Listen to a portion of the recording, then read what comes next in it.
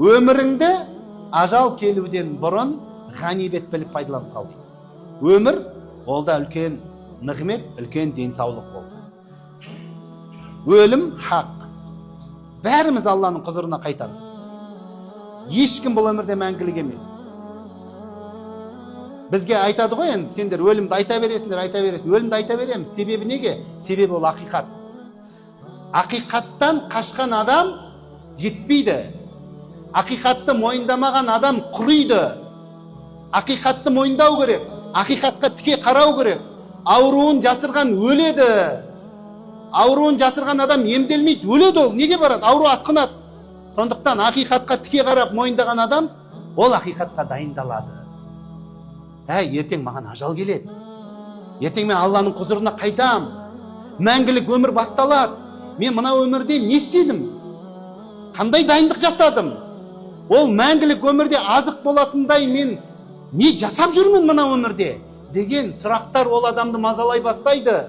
Сонымен өлімді еске алу арқылы мына өмірді дұрыс сүреді адам баласы.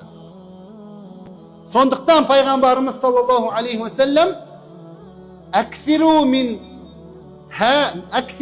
зикри хадимил лаззат деген. Ол нәрседен қашуға болмайды, қаша алмайды ешкім.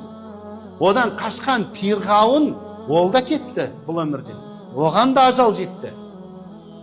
Қорқыттың ажалдан қашамын деген аңызын бәріміз білеміз. Соңында қалай өмірден өткенін. Сондықтан бұл ақиқат. Пайғамбарымыз саллаллаху алейхи ва саллям айтып жатыр, сендер мына өмірдің қызықтарының барлығын талқандайтын дүниені қиратушыны әрдайым еске алып жүріңдер, ұмытпаңдар дейді. Сол кезде мына дүниенің адам баласы өмірдің қадірін біледі.